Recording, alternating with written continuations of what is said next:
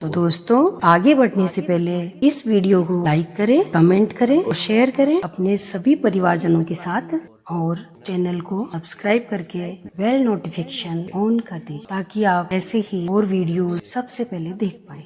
तो चलिए शुरू करते हैं आज की वीडियो। नमस्कार, हर हर महादेव। प्रिय शिव भक्तों, आप सभी का हार्दिक स्वागत है हमारे चैनल पर। और आज से हम एक अत्यंत पवित्र और आध्यात्मिक यात्रा का शुभारंभ कर रहे हैं। सावन मास की 30 दिवसीय शिव पुराण कथा श्रृंखला। ये महीना भगवान भोलेनाथ को समर्पित है और इस पावन अवसर पर हम हर दिन शिव पुराण के एक दिव्य प्रसंग को जानेंगे, समझेंगे और अपने जीवन में आत्मसात करेंगे। इस आध्यात्मिक यात्रा में हमारे साथ जुड़ने के लिए मैं आप सभी को अनुरोध करती हूँ कि कमेंट बॉक्स में हर हर महादेव अवश्य लिखें और हमें यह भी बताएं कि आप ये वीडियो किस शहर या गांव से देख रहे हैं। ये देखकर मुझे बहुत खुशी होगी। हमारे शिव भक्त कहाँ से हमारे साथ जुड़ रहे हैं। आज इस शुभ आरंभ के साथ हम जानेंगे कि शिव पुराण क्या है और सावन मास का हमारे जीवन में क्या महत्व है। तो चलिए बिना किसी देरी के अपनी इस पवित्र यात्रा को प्रारंभ करते हैं। शिव पुराण, जिसे शिव पुराण भी कहा जाता है, 18 महापुराणों में से एक है और यह विशेष रूप से भगवान शिव की महिमा, उनके स्वरूप, लीलाओं, अवतारों और उनकी पूजा पद्धति को समर्पित है। यह एक ऐसा दिव्य ग्रंथ है जो हमें शिव तत्व के गहरे रहस्यों से अवगत कराता है। हमारे सनातन धर्म में पुराणों का विशेष स्थान है। ये हमें धर्म, अर्थ, काम और मोक्ष, इन चारों पुरुषार्थ की प्राप्ति का मार्ग दिखाते हैं। जहाँ अन्य पुराण विभिन्न देव देवताओं पर केंद्रित है, वही शिव पुराण भगवान शिव को परम ब्रह्म के रूप में चित्रित करता है। वह जो सृष्टि, स्थिति और संहार के मूल हैं। ये केवल कथाओं का संग्रह नहीं, बल्कि जीवन, दर्शन, योग, ज्ञान, वैराग्य और भक्ति का अनमोल संगम है। शिव पुराण में 7 प्रमुख संहिताएं खंड हैं। नंबर 1, विदेश्वर संहिता। यह संहिता भगवान शिव की महिमा, लिंग पूजा, भस्म और रुद्राक्ष के महत्व और शिव भक्तों के आचरण का वर्णन करती है। नंबर 2, रुद्र संहिता। ये शिव के रुद्र स्वरूप, उनके विभिन्न अवतारों, सती पार्वती विवाह, गणेश और कार्तिकेय की कथाओं तथा शिव लीलाओं को विस्तार से बताती है। नंबर 3 है शतरुद्र संहिता। इसमें भगवान शिव के सैकड़ों रूपों और उनके नामों का वर्णन है। साथ ही उनके विशिष्ट चरित्रों और महिमा को भी दर्शाया गया है। नंबर 4 है कोटि रुद्र संहिता। ये विभिन्न ज्योतिर्लिंगों की उत्पत्ति और उनके महत्व का विस्तृत वर्णन करती है। इसमें शिव के अनेक चमत्कारी प्रसंगों का भी उल्लेख है। नंबर 5 उमा संहिता। ये देवी पार्वती की महिमा, उनके तप, शक्ति और भगवान शिव के साथ उनके अटूट संबंध को समर्पित है। इसमें स्त्री धर्म, गृहस्थ धर्म, नारी शक्ति का महत्व भी बताया गया है। नंबर 6 कैलाश संहिता। ये संहिता शिव के निवास स्थान कैलाश पर्वत का वर्णन, शिव भक्ति के रहस्यों और विभिन्न मंत्रों के जप का विधान बताती है। नंबर 7 वायवीय संहिता। ये शिव के परम ज्ञान स्वरूप, योग साधना, मोक्ष मार्ग और सृष्टि के गूढ़ रहस्यों का प्रतिपादन करती है। शिव पुराण हमें सिखाता है कि भगवान शिव केवल एक देवता नहीं, बल्कि परम सत्य, आदि अंतहीन चेतना है। ये हमें बताता है कि कैसे शिव की भक्ति से जीव अपने समस्त पापों से मुक्त होकर मोक्ष को प्राप्त कर सकता है। यह ग्रंथ हमें बताता है कि शिव का प्रेम इतना विशाल है कि वे एक लोटा जल और बेलपत्र से भी प्रसन्न हो जाते हैं। तभी तो उन्हें भोलेनाथ कहा जाता है। शिव पुराण का प्रत्येक अध्याय हमें जीवन की चुनौतियों का सामना करने, सकारात्मकता बनाए रखने और आध्यात्मिक पथ पर आगे बढ़ने की प्रेरणा देता है। सावन मास का महीना।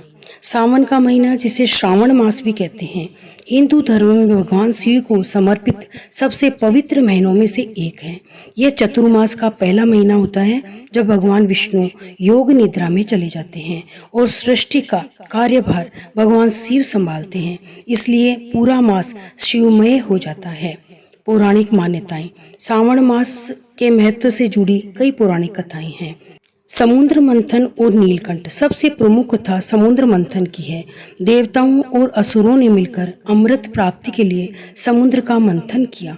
इस मंथन से 14 रत्न निकले, लेकिन साथ ही हलाहल नामक एक भयंकर विष भी निकला, जिसने पूरे ब्रह्मांड को जलाना शुरू कर दिया। कोई भी देवता असुर इस विष को ग्रहण करने को तैयार नहीं था। तब भगवान शिव ने सृष्टि की रक्षा के लिए उस विष को अपने कंठ में धारण कर लिया। विष के प्रभाव से उनका कंठ नीला पड़ गया और तभी से उन्हें नीलकंठ कहा जाने लगा। ये घटना सावन मास से हुई थी और विष की जलन को शांत करने के लिए सभी देवताओं ने शिव पर जल अर्पित किया। तभी से सावन में शिव पर जल चढ़ाने की परंपरा शुरू हुई। माना जाता है कि सावन में शिव पर जल अभिषेक करने से वे अत्यंत प्रसन्न होते हैं और भक्तों के कष्ट दूर करते हैं। देवी पार्वती की तपस्या।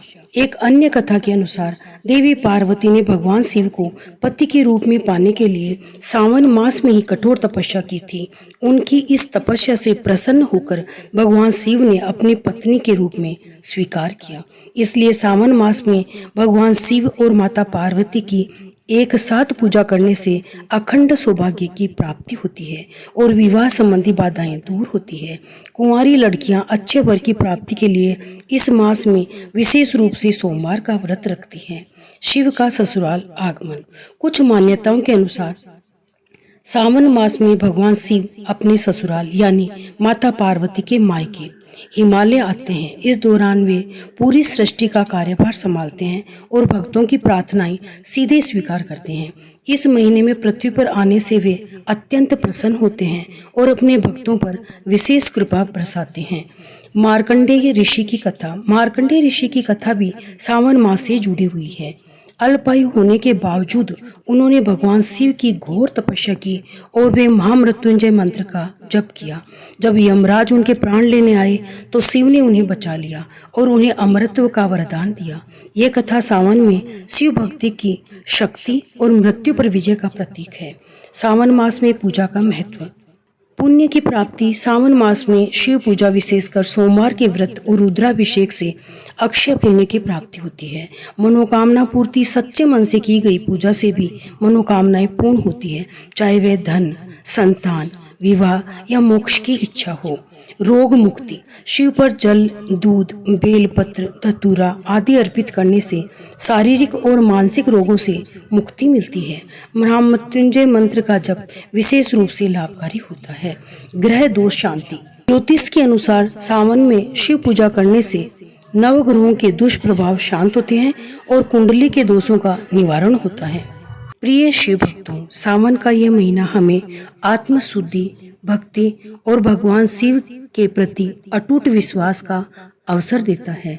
यह समय है अपने भीतर के शिव को जगाने का, अपने मन को शांत करने का और नकारात्मकता को दूर सकारात्मक ऊर्जा को अपनाने का। आइए इस सावन मास में हम सभी मिलकर एक संकल्प लें। दैनिक शिव स्मरण। हर दिन थोड़ा समय निकालकर भगवान शिव का ध्यान करें, उनको मंत्रों का जाप करें। सकारात्मकता अपने विचारों और कर्मों में सकारात्मकता लाएं। ज्ञानार्जन। शिव पुराण की इन कथाओं के माध्यम से शिव तत्व को समझने का प्रयास करें। याद रखें, शिव कल्याणकारी है, उनकी कृपा सभी पर सदैव बनी रहती है। बस हमें श्रद्धा और विश्वास के साथ उनकी शरण में आना है। आज के लिए बस इतना ही। कल सावन मास के दूसरे दिन हम शिव पुराण के एक और अद्भुत प्रसंग के साथ आपके सामने हाजिर होंगे। आशा है आपको ये वीडियो पसंद आया होगा। अगर आपको ये जानकारी अच्छी लगी तो कृपया वीडियो को लाइक करें, अपने मित्रों और परिवारों के साथ साझा करें और हमारे चैनल को सब्सक्राइब करना न भूलें, ताकि आप हमारी इस पवित्र यात्रा का कोई भी महत्वपूर्ण पल मिस न कर सके। एक बार फिर कमेंट बॉक्स में हर हर महादेव जरूर लिखें और बताएं कि आप कहां से देख रहे हैं। मिलते हैं कल एक नई कथा और नए ज्ञान के साथ। हर हर महादेव। जय भोलेनाथ।